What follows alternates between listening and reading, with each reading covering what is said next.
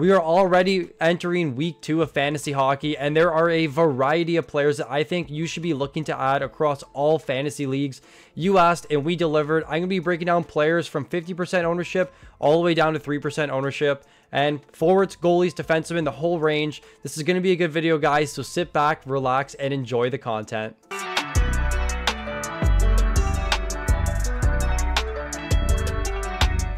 There's no better way to get us started than with our forward ads. All the talk recently, especially in our Discord, has been about Ross Colton of the Colorado Avalanche. Now, with Jonathan Drouin seems to be week to week right now with an injury, Ross Colton has been the benefactor, moving up to the top line and the top power play unit beside Nathan MacKinnon and Mikko Rantanen, two 100+ point players, meaning Ross Colton is in for a very good couple of weeks until the inevitable return of Jonathan Drouin. He's just 12% rostered over on Yahoo.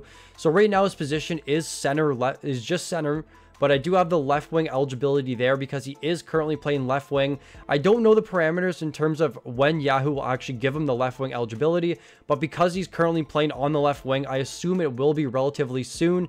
He's skating over 18 minutes per night, very, very strong hit volume, just 2 points so far throughout the season, but should be more points to come with the opportunity skating with two big name forwards and on that amazing top power play unit for the Colorado Avalanche. Definitely going to be a priority ad for me. I would say in 12 to 14 plus team leagues, this is a guy you definitely want to be rostering. Kent Johnson is someone I talked about in Everything Has Changed after week 1 of fantasy hockey. A guy that seems to be playing a ton of minutes in Columbus. They love what they're seeing from Johnson. If you listen to that video, I did say he put on 15 pounds of muscle in the offseason. Very, very promising for a young prospect, especially that's smaller in size. You need that size to basically break out, become the player, not really get taken down as easily in the corners, and just have a better offensive touch. And that's what we've seen from Kent Johnson. He's just 3% roster, meaning 14 plus team leagues. Definitely a guy I would be looking to roster. He's skating line 1, power play 1, getting all the good offensive touches that we want to see in our players. And he's skating over 20 minutes per night right now. He has 4 points to start the season. So very promising outlook so far for Kent Johnson, who is primed to be a breakout candidate this season. Yegor Chinakhov, very similar to Kent Johnson, has been a breakout player for the Columbus Blue Jackets. At right wing position, he's just 11% rostered. Same thing with Kent Johnson, where he's skating in a very highly offensive role. Line 1, power play 1, playing just over 18 minutes per night. He has 5 points to start the season and 11 shots on goal. A guy who is notorious for being a pretty good shot volume player and a pretty good goal scorer. So a lot to like here from Chinakhov, who's in a very strong role to begin the season. Speaking of good roles, Anthony Duclair playing left wing right now at 15% rostered on Yahoo. He's currently skating on line 1 with Horvat and Barzal, and he's on the top power play unit, and he did record a power play goal in the first game for the Islanders. Now, his minutes have dropped the last couple of games. There were a lot of special teams in the most recent game, which means that his minutes are going to fluctuate a little bit because he is not on the penalty kill. But as he continues to skate line 1, power play 1, I have a ton of interest. So those minutes just under 17 right now. The first game of the season, he played 19:45. He's added 3 points to begin the season and a point on the power play, as I mentioned. William Eklund, he's currently day-to-day, so something to monitor right now. He seems to be a game-time decision. I'm recording this on the 16th of October on the Wednesday. This video is likely to come out on the Friday, but with the line 1, power play 1 opportunity, again, something you just can't pass up in players. He's currently skating a top 5 for minutes amongst forwards right now at 22 minutes and 27 seconds. He actually had a game over 24 minutes. So I think any player just getting this many minutes, especially for a young player like Eklund, you have to be a little bit intrigued. He has 9 shots on goal to begin the season. They have a very strong schedule this week, so the week of the 16th right now of October, meaning that he could be due for some sort of little bit of a breakout. It really depends on if he plays, but someone to keep an eye on moving forward. Now, we know that Alexander Barkov is currently week to week. It's very unfortunate that he did go down with injury. There's a big benefactor in Sam Bennett, but also a benefactor in Anton Lundell, who is quoted the young Barkov or the smaller Barkov. And with Lundell here, he does have position flexibility at center, right wing. He's 18% roster right now and has been very, very good over the last couple of games. Skating line 2, power play 2. He's also on the top penalty kill, playing 18 minutes and 21 seconds per night. Has 5 points to the first couple of games while adding 16 shots on goal. One of the highest shots on goal to start the season. So a lot to like from Lundell, who is the mini Barkov, quote unquote, that the Florida Panthers fans and their beat writers have said. Connor Zary of the Calgary Flames, currently skating center and right wing, eligibility at 16% rostered. He's playing line 2, power play 1, and has been very, very good to start the season. The minutes continue to climb from the second-year player in the league at 18:33 average time on ice. He's playing highly offensive minutes. This Calgary Flames team is sort of resurging from what we saw last season. We've seen the little bit of a breakout early going with Jonathan Huberdeau. Their power play has been clicking a little bit more than what we saw last season, and Zary has been a big benefactor of this. Now, with Sharangovich still out right now, Zary still seems to be a little bit of a benefactor, but he's playing himself into this role with 5 points to begin the season and 2 points on the power play. He had an awesome overtime winner the other night. It was a highlight reel goal, so a lot to like from this highly offensive rookie or second-year player in a very strong power play 1 line 2 role. Alex Laferriere, if you were in the Discord early in the season, there was actually a bet on Betway for Alex Laferriere under 29.5 goals. They had the names mixed up, and a lot of people ended up taking that bet in the Discord. And right now, he seems to actually be producing quite a bit while actually shooting the puck quite a bit as well. He's right wing eligible, 16% rostered. He's currently skating line 1 with Anze Kopitar, and he's on the top power play unit, which has been clicking, and it did click in that Ottawa Senators shootout game that was 8-7 with 3 points through the start of the season and 10 shots on goal. If his minutes continue to climb, although LA does like to spread their minutes out quite a bit. I mean, you see a guy here that's line 1, power play 1, and he's playing under 17 minutes per night. Regardless, I still think he's in a very good opportunity. One thing I want to mention about the LA Kings is that their arena is being renovated right now, and I did see that they're actually not projected to play a home game in October. So hopefully when this team gets back home, these players are going to start getting a little bit more hot. It's pretty difficult to be playing on the road. I mean, I've never done it as much as these guys do, but still, for them to be on the road, traveling through planes, staying in hotel rooms, it's a little bit more difficult for them to get into the season, whereas if you're at home a lot more, it does help produce their offensive numbers a bit better. Marco Rossi right now, we did see that Joel Eriksson Ek was day-to-day, but he should be back relatively soon. And Marco Rossi is playing center. He's currently centering the top line, but he is on the second power play unit, which a lot of the value of the Minnesota Wild players do come from playing on the top power play unit. But regardless, he's still playing with Kirill Kaprizov at 5-on-5, a guy that we know is a Hart candidate each and every season with a 100+ point upside. So a lot to like from Rossi, who scored 20 goals in his rookie season last year. He's going into his second full year. Now, I would like to see his minutes come up above the 17-minute mark, maybe more into the 18-minute, but still at 16:31, it's very respectable. He has 4 points, 9 shots, and 5 hits to begin the season. Dylan Cozens, oh man, I was just 1 year late on Dylan Cozens. He's been great to start the season, although this Buffalo team has been quite a bit of a nightmare. I saw that they are up 3-1 over the Penguins right now as I'm recording this video. But Cozens, center eligible, 31% rostered, so a little bit higher than some of these other players. But he's playing line 2, power play 2. Their power play lines are kind of in complete flux right now. But for Cozens, so far this season, he's skating under 20 minutes per night, so 19:41. Extremely, extremely good minutes there, and that's exactly what you want to see from players that you're rostering. And 16 shots on goal while adding 10 hits. Now, this Buffalo team is a little bit inflated in their stats right now because they did play a few more games than the other teams, but still a lot to like from Cozens. Lastly, we have Tyson Foerster of the Philadelphia Flyers at just 4% rostered. He's dual position eligible. He's playing pretty big minutes right now for the Flyers. Now, I do have an asterisk beside the 17:32 ATOI because in the second game of the season, he played just 14 minutes because he was kicked out of the game. He had 17 minutes in penalty minutes. So besides that game, he's played over 19 minutes per night. I was told by a Flyers fan, a friend at home, that did tell me that right now, he's the best Flyer on the team. So there's a lot to like from Foerster, who had 20 goals, over 140 shots last season, and over 100 hits as a rookie. So line 2, power play 2, maybe we potentially see him move up to the top power play unit. Although I do really like what they're doing with their top power play unit in Philly right now, and it has been clicking 4-for-11 to start the season.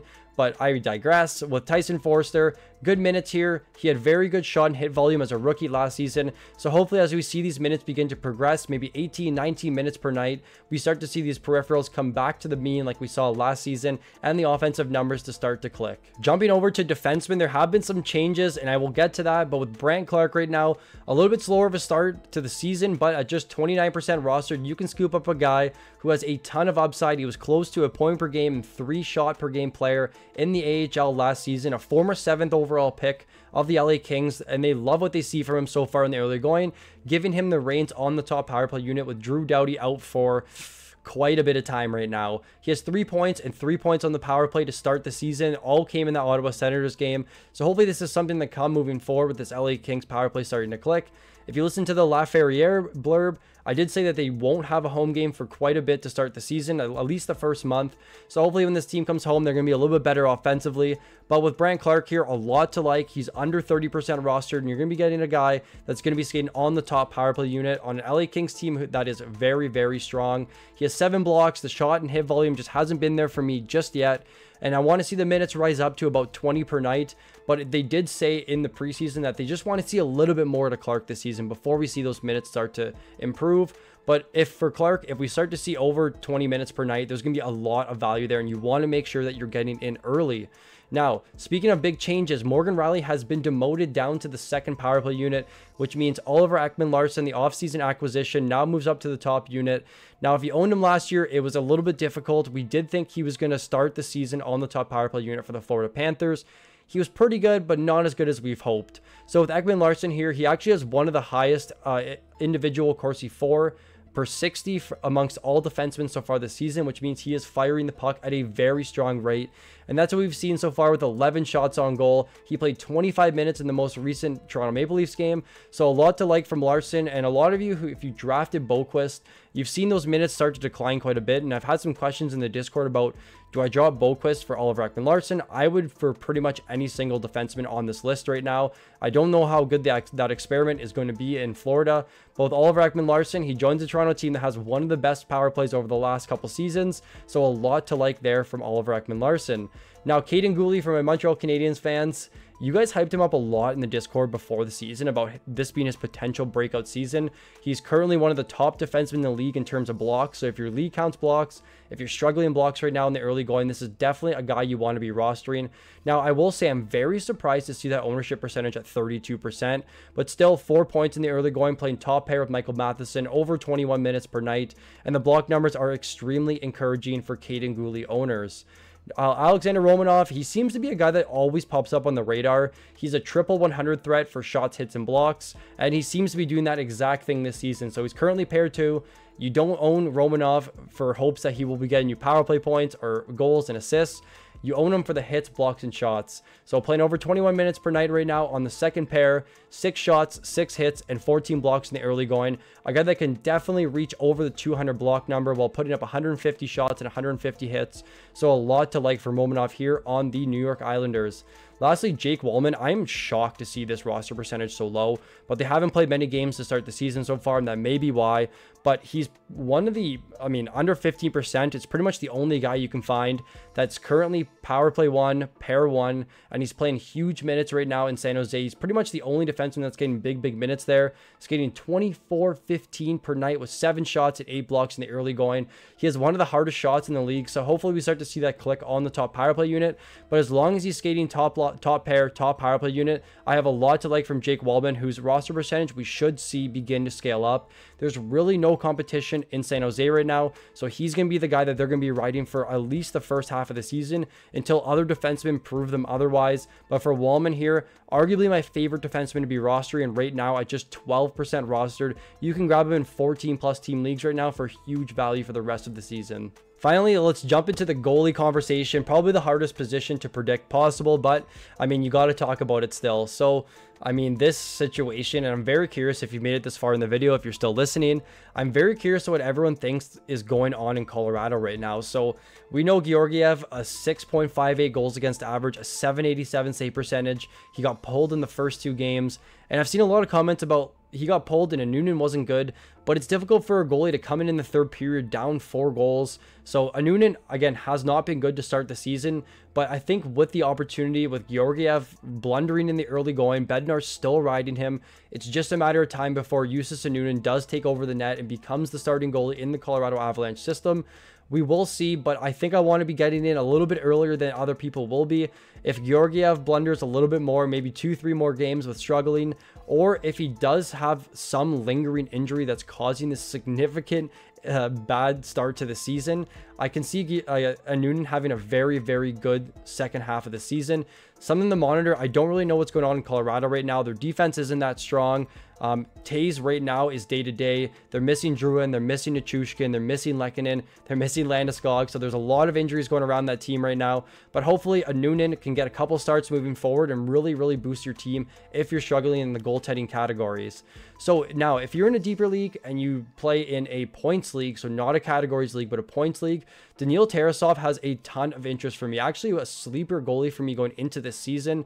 Right now, Merzlikins is on a leave of absence, so Daniil Tarasov seems to be the clear starter in Columbus. He actually had a very strong first start and a very strong end to last season. He was actually a top 10 goalie to end the season last season, so a lot to like here from a guy that's just 2% roster, going completely under the radar. He's going to get a ton of volume. He's a guy that you'll likely see have 30 saves on 33 shots, let in 3 goals, but still put up 8-9 points for you per night, which is very, very fine if you're playing in points leagues. With Spencer Knight here, he has 2 starts in the first 5 games of the season for the Panthers. We know the Panthers are going to be a favorite out of the Atlantic this season. I did say Metro in one of my last videos about that division. I'm so bad with divisions, you have no idea. But with Spencer Knight here, 2 of the first 5 starts, maybe they scale Bobrovsky back to maybe a 60-40% start share. So if Knight does see a 40% start share moving forward, it's going to be likely against the easier matchup versus Bobrovsky. For example, if they play the Colorado Avalanche, you can see Bobrovsky starting. And then if they play the Columbus Blue Jackets, it should be Spencer Knight starting, which is actually exactly what we saw the other night. So with Spencer Knight here, at just 9% rostered, he was, if not one of the best goalie prospects in the NHL. Had a very tough start to his career with going on the player assistance program, but hopefully Knight can bounce back to be that elite goaltender that he was drafted to be when he shut down Canada in the World Juniors, if you guys remember that. So a lot to like here for Knight in the early going at just 9% rostered. If we start to see that start share go up to about 40%, which is what we've seen in the early going, I think we're going to see that roster percentage jump quite a bit right now.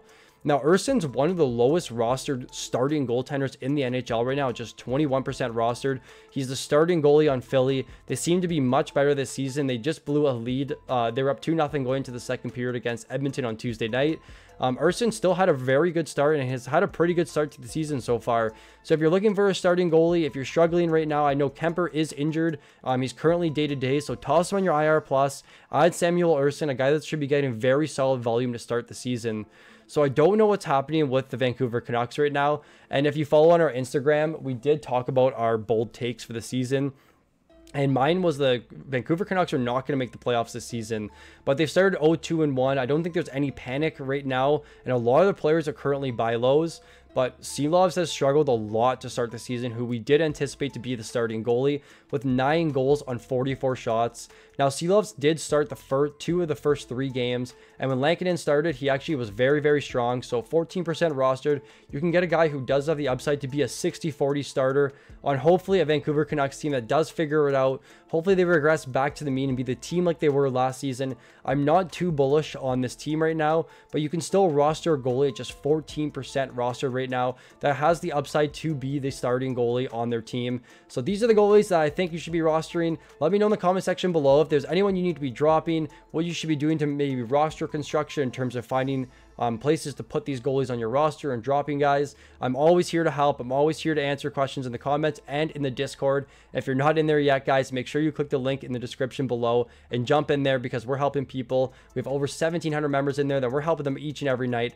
Add players, drop players, making them, giving them suggestions on what to do with their rosters. So a lot of things in there, guys. So make sure you hop in there before this video concludes. That will do it for the players to add video after week 2 of fantasy hockey. Now, let me know if you like this style of video. I kind of went a little bit more in depth because we had some comments about We just want to see more deeper league players. So I try to dig deep for you guys here. Now, there's some players I definitely left off this list, but I didn't want to throw 30 names at you. I felt 20 was suitable, 10 forwards, 5 defense, and 5 goaltenders. So if you enjoyed the video, guys, make sure you leave a like. And if you're new to the channel, please subscribe. We're closing in on 10,000 subscribers. So we appreciate all of your support so far this season and for the past 4 years we've been doing this. So thank you so much for watching, guys, and I look forward to seeing you all in the next video.